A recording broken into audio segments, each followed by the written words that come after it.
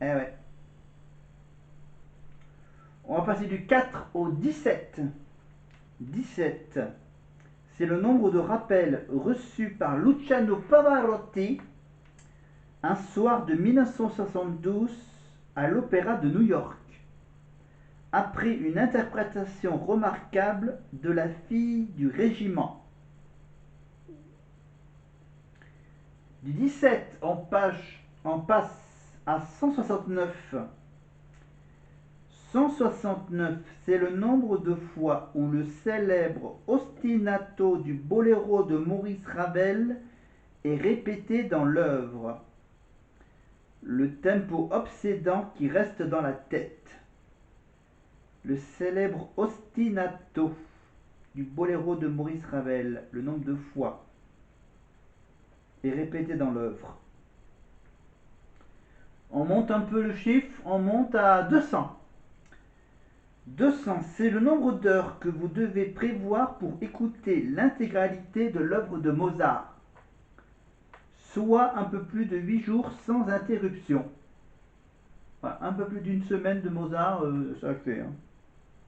Voilà, plus le nombre d'heures que vous devez prévoir pour écouter l'intégrale de Mozart. On finit bien sûr par un petit coup de 22 000. 22 000, c'est le nombre de musiciens et de choristes dirigés en même temps lors d'un concert pour Johann Strauss, fils, en 1872. Le démarrage du récital a été donné par un coup de canon pour que chacun puisse commencer simultanément. Voilà, deux infos un peu classiques, un peu classiques autour de la musique, du piano, etc. Et bien ça alors, on a une petite info sur Vivaldi. Et oui, parce que suite à d'innombrables plaintes, le standard téléphonique du Pôle emploi britannique a dû changer de musique d'attente en 2020. Durant 14 ans, les allocataires devaient patienter de longues minutes en écoutant le fameux Printemps de Vivaldi. En boucle, sensible à ces fameuses critiques, le département du travail et des pensions a revu sa partition. Désormais, plusieurs morceaux sont diffusés de manière aléatoire. Voilà, c'est-à-dire que.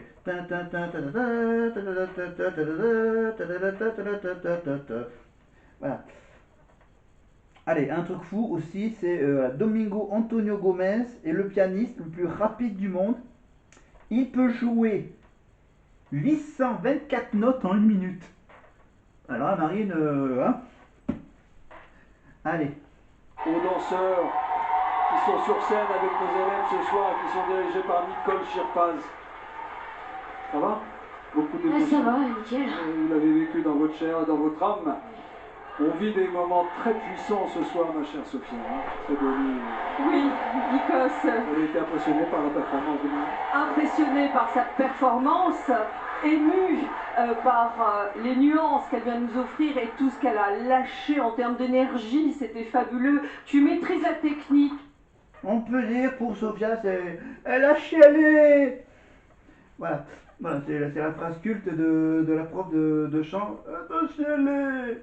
Ah ah ah, la queue le. Voilà, c'est un des moments les plus cultes de la Starac. Voilà, la fameuse queue le, évidemment, c'était un des gages de Nikos, évidemment, de faire un exercice autour de la queue le. Voilà, la fameuse chanson de Bisu. La chanson, Greg dit les hommes meurent de n'avoir jamais cru, de n'avoir pas vécu, et je pense à la petite dentiste qui a décidé d'y croire à ce casting et qui va vivre. Et je crois qu'elle a eu raison. Ah, merci. On va se connecter avec votre QG, ma chère Marie. Que se passe-t-il du côté de vos fans à Arras avec Oussine sur place, notre reporter, notre envoyé spécial, Oussine, c'est à vous. Eh bien, Nikos, l'émotion sur le plateau et l'émotion ici à Arras. Alors je suis avec Christelle, le professeur de chant de Marine au lycée, qu'elle a appelé il y a quelques secondes. Elle me disait que c'était son petit rossignol. Quelques mots sur ce petit rossignol qui a grandi. Il a extrêmement grandi. Je suis très fière de toi, Marine.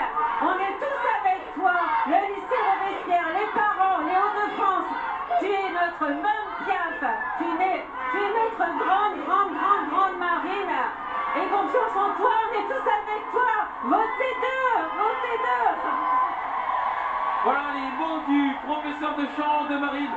Petit Rossignol devenu une très très grande chanteuse. Grand Merci artiste. aussi. Bravo Marine.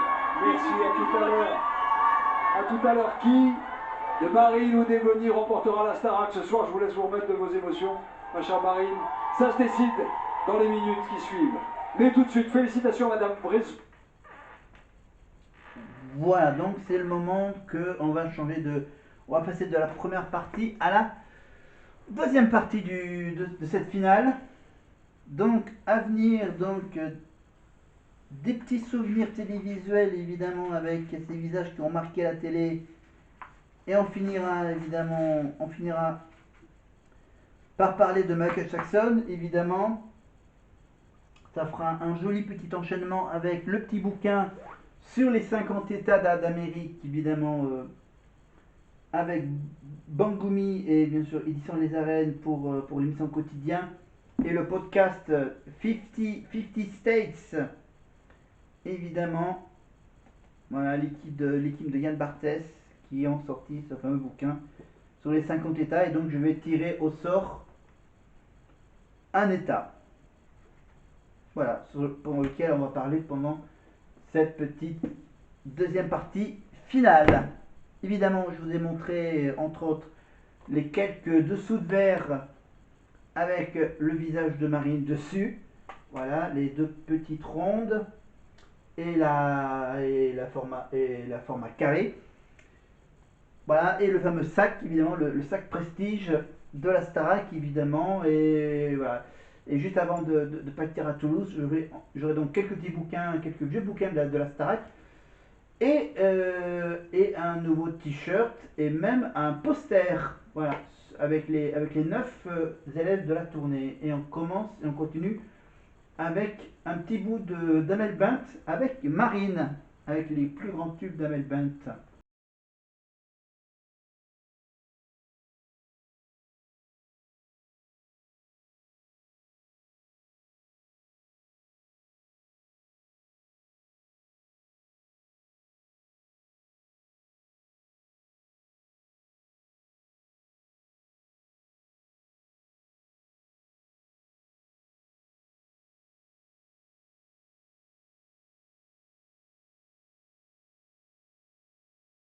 Ok, voilà, donc là, toi tu n'es plus là. Mais évidemment, celui qui n'est plus avec nous, bien sûr, c'est Michael Jackson. Oh, oh, oh, oh, comment je trouve l'enchaînement facile, tu n'es plus là. Donc Michael Jackson n'est plus là. Et on va parler d'un pas de danse à la française que Michael Jackson a imaginé, le célèbre Moonwalk. Et oui, du roi de la pop. Eh ben, ça a été inspiré par le mime Marceau. Eh oui, rappelez-vous. En 1983, dans le clip de sa chanson Billie Jean, Michael Jackson exécute pour la première fois une danse spectaculaire. Un pas glissé vers l'arrière, baptisé le Moonwalk. Le monde entier est subjugué. De passage en France quelques années plus tard, le chanteur demande à rencontrer Marcel Marceau, le célèbre mime. Il lui confie avoir été marqué par la marche contre le vent, un mouvement que le mime Marceau avait réalisé lors d'une représentation et que Michael Jackson avait vu lorsqu'il était adolescent. En pleine mode du breakdance, ce pas de danse que Michael Jackson exécute beaucoup plus rapidement que son modèle envahit instantanément la rue et les cours de récréation et reste aujourd'hui l'une des marques de fabrique de la star américaine. Il y a quand même une chose à savoir, c'est que Michael Jackson, il dansait toujours avec des pansements au bout des doigts. Alors, ça n'a vraiment aucune raison médicale à cela. Écoutez bien la petite astuce. La star avait donc trouvé cette astuce pour attirer le regard des spectateurs pendant ses pas de danse. De la même manière, ses pantalons trop courts laissent voir ses chaussettes blanches. Elle constatait avec ses tenues sombres, elle contraster avec ses tenues sombres et donner l'illusion des mouvements plus amples et plus rapides. Et ce qui est fou, bien sûr, c'est la fameuse la durée du clip de Thriller, un véritable court-métrage, alors que le titre ne dure que 6 minutes. Voilà. Et que le clip dure 13 minutes. Voilà. Avec plein de scènes de dialogue ou de scènes d'action. Dans ce fameux clip Thriller, Thriller. Allez, on enchaîne avec la chanson avec Ebony et Amel.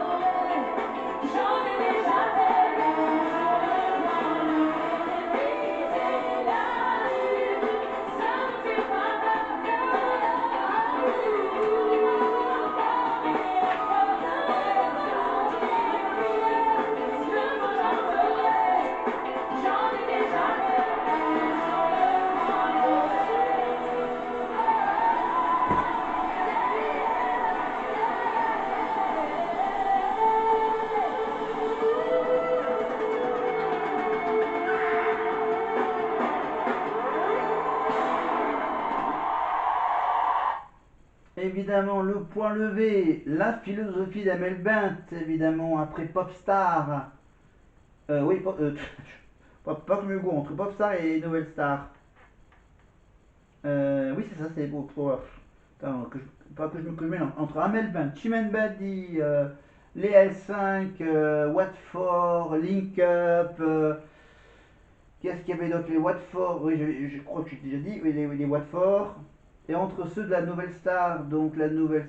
Bah, oui, Amel Bent, c'est une Nouvelle Star, oui. Amel Bent, Julien Doré, Myriam Abel, Sylvester Toff, que je me rappelle, Christophe Willem, si je ne l'ai pas déjà dit, Jonathan Serrada, Thierry Amiel, Benjamin Castaldi, donc, oh, c'est bon. Benjamin Castaldi, il y avait qui comme animatrice? Virginie Fira qui avait représenté la Nouvelle Star. Et il faisait donc les primes, il les faisait carrément dans un célèbre monument parisien, le fameux pavillon Baltard. Le pavillon Baltard, là où étaient tournées également les émissions de Crème de Star dans les années 90. Voilà. Pavillon Baltard, donc pour la Nouvelle Star, pour Graines de Star. Évidemment, donc on vous rappelle évidemment que cet été, il va y avoir le retour d'Interville avec Nagui et Valérie Beg, évidemment avec plein de petites nouveautés par rapport à la version de l'époque Deluxe. Donc Interville, Fort Boyard évidemment la dernière saison avec Olivier Mine à l'animation. Après il va y avoir bien sûr Secret Story, évidemment, qui démarrera le mardi 10 juin, donc ils vont enchaîner Koh-Lanta avec Secret Story, sauf que je rappelle que Secret Story ça sera uniquement sur TFX canal 11 de la TNT qui ne changera pas de place à partir du mois de juin, avec Christophe Beaugrand, avec la voix évidemment. La voix, attends, comment il s'appelle déjà la voix Dominique Duforest, voilà, la célèbre voix de la Maison des Secrets, évidemment, avec l'émission secrète, les secrets, l'émission secrète, les soirées à thème, voilà, plein de petites histoires donc pendant cet été, pendant 2-3 mois.